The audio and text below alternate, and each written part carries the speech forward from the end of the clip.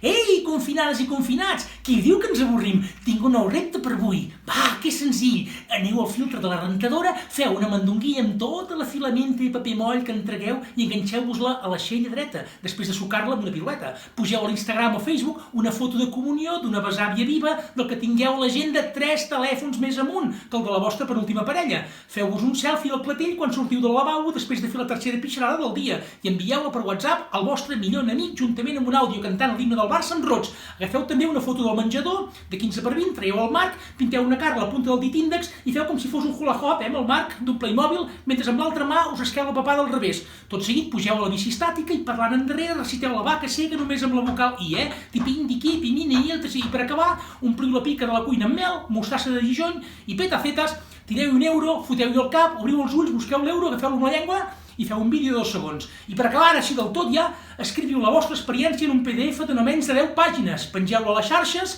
i sobretot envieu-la a 17 contactes de Tinder. Accepta el repte, agafa el relleu, no trenquis la cadena.